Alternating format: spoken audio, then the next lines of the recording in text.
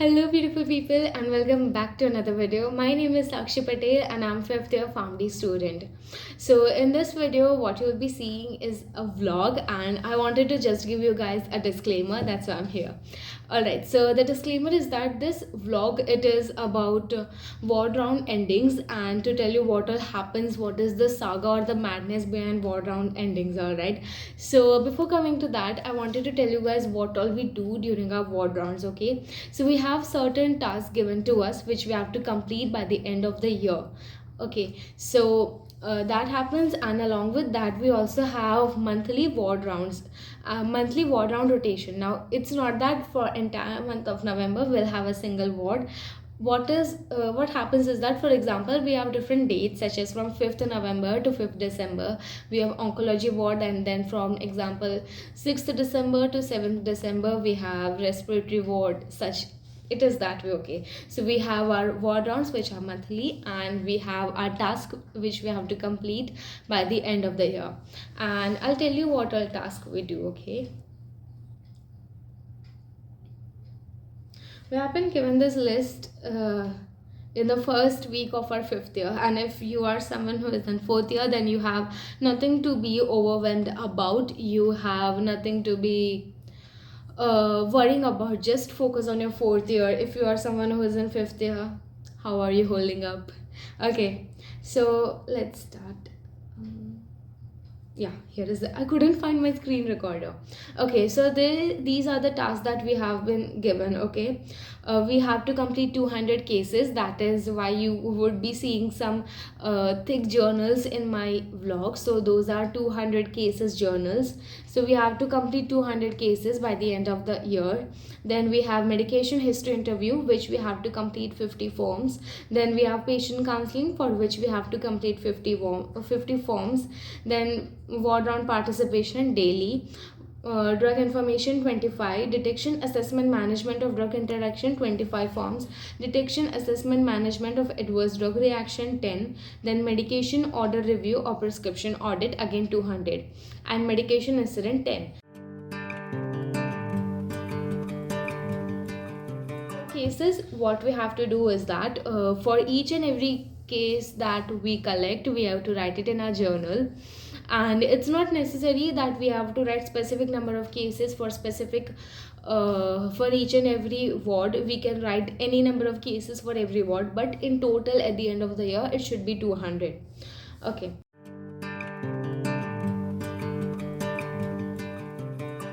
then we have medication history interview. Now what happens in medication history interview is that, for example, if we are posted in medicine ward, then there are a lot of patients who come with comorbidities such as hypertension, diabetes, or there are also chemo patients who get admitted to the medicine ward. If you are someone who is in respiratory ward, then there are patients who have history of pneumonia or previous history of COPD, asthma which is seasonal, or maybe tuberculosis. So such patients come with comorbidities, and we have to see what are the medications that they were taking for those comorbidities. Not just what are the medication, but name of the medication such as brand name, generic name, timing, that is frequency, dosage, and what do they do to remember it, how do they remember it, what do they do if they miss a certain medication, how do they manage, do they take the next dose or do they skip the dose, do they take it when they remember, what they do. So that is basically medication history interview. We just ask patients who have previously been taking any medications due to any of the comorbidities about their medications. Okay, so that is medication history interview.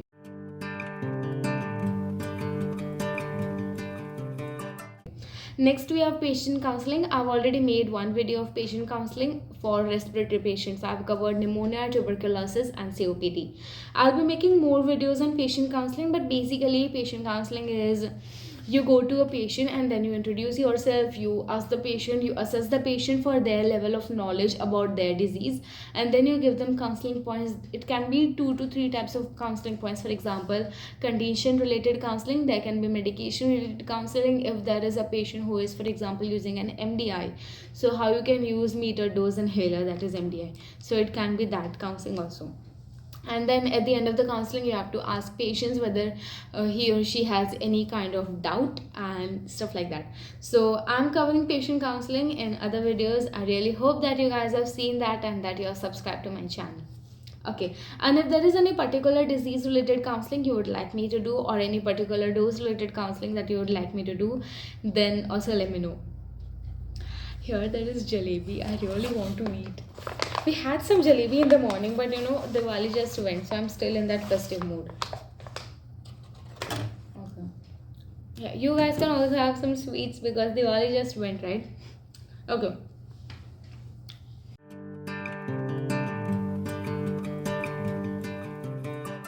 Then we have ward round participation daily. So what happens in ward round is that, wait, I'll eat it.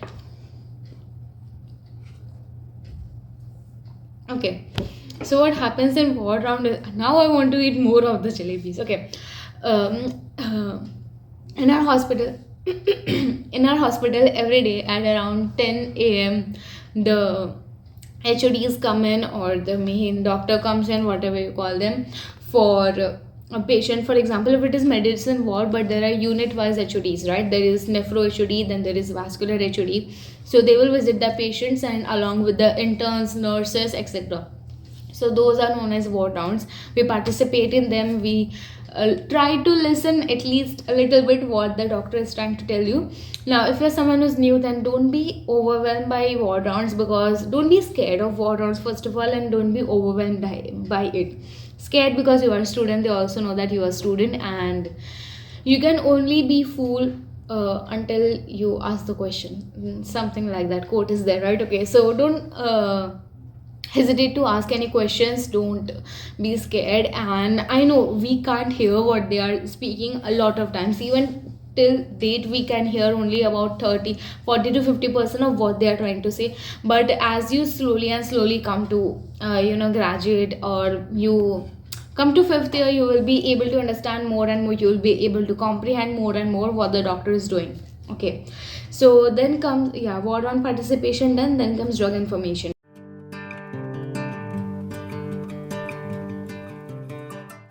Now what happens in drug information, we have to collect 25 forms. Okay, so in drug information we have to take drug information from nurses, nurse student, or residents, or MBBS students, or the doctors or HODs. We ask them, or if they ask us any kind of drug related query, then that gets logged into drug information. So there is drug response query form, and then there is drug response drug information query form and drug information response form. Okay, so query form we fill in what they asked, and in response form we fill in what we answered. For example, it can be whether what dose of vancomycin can be given in a particular patient, whether it is safe for a particular patient, stuff like that. Okay, so that is drug information. We have to complete 25 forms of that.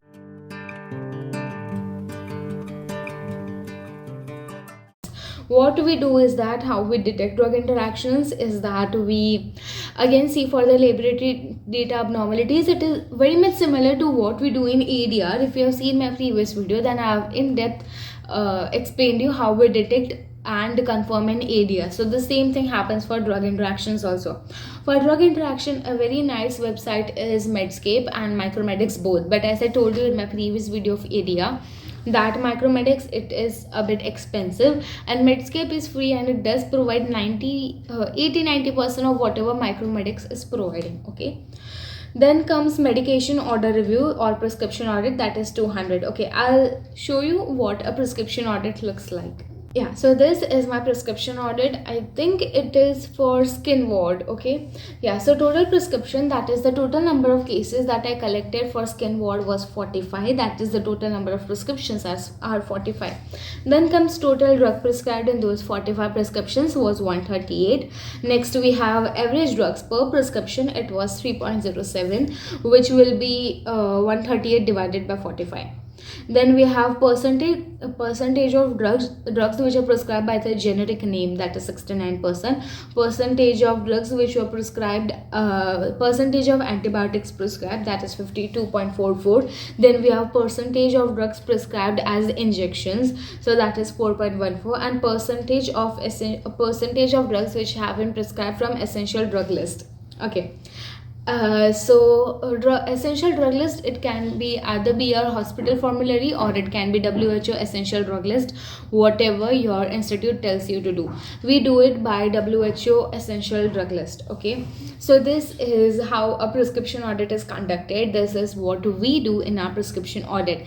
And by the way, if you guys do any different activity, all of these activities during your ward rounds or during your ward rotations, then let me know in the comment section below, and also let me know which activity you find the hardest, or which activity you would like me to tell you more about or talk to you more about. Okay.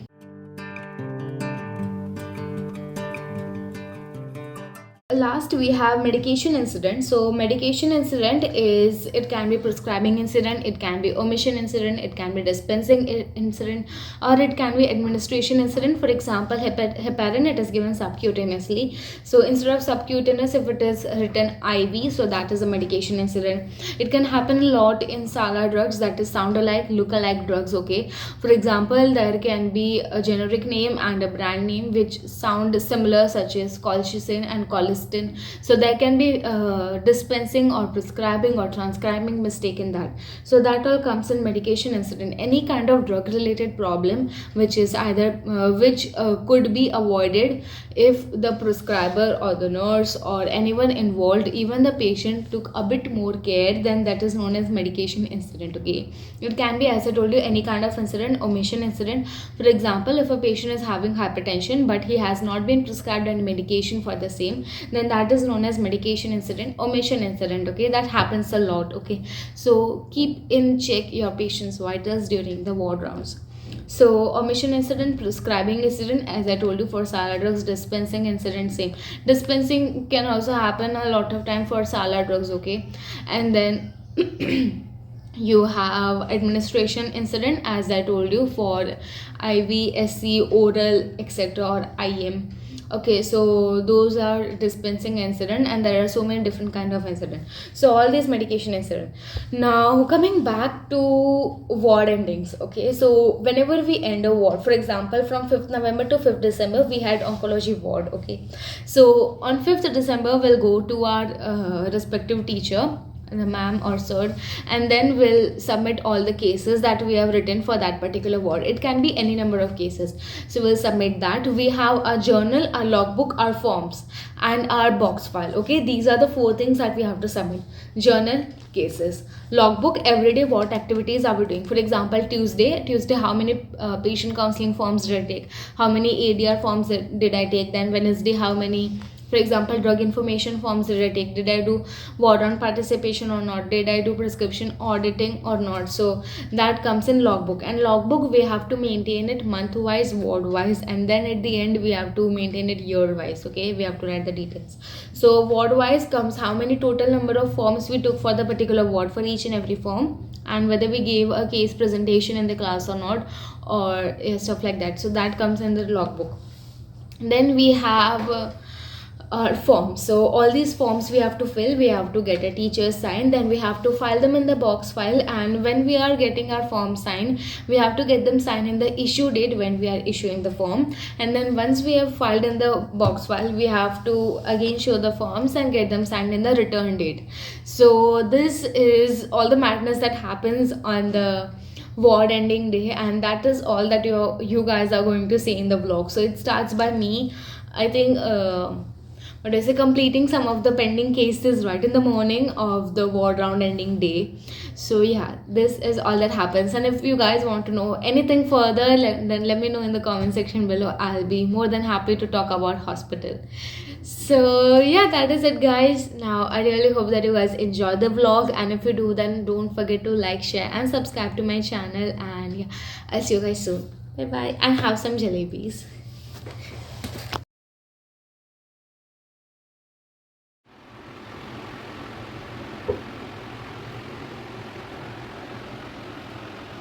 Hello beautiful people, and welcome back to another video. My name is Sakshi Patel and I am 5th year pharmacy student. So today is Monday, and it's not a normal Monday today because we have our ward ending today. Excuse that light, it will go on in a bit. Okay, so what does ward ending mean is that we were having what do we say, orthopedics ward for a month. So now that ward will end, orthopedics ward, and from today onwards we have skin and venereal diseases ward. So that is what is ward ending. Now we have to do loads of activities in ward ending. For example, we have to submit our journal. So I yet have to write some cases, and it's a lengthy process, you guys know. And I also have to submit a form. This is a drug information query form, drug information request form, and drug information query response form.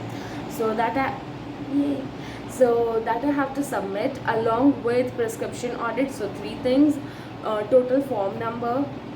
I also have to upload the forms online. So these 5 things I have to do.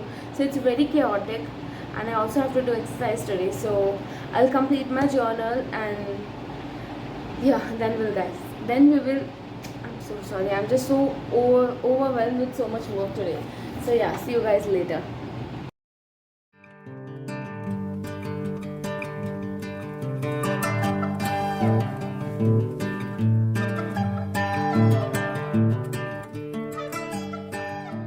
Hello, so right now we are completing all of our pending work with the journal, with the prescription audit, etc. Meanwhile, I have completed all of the work, so my teammates are calculating the total prescription audit, and I'm going to my next ward, that is skin and venereal diseases, to see what kind of patients have come and stuff like that. So yeah, I'm going to the skin and BD ward right now.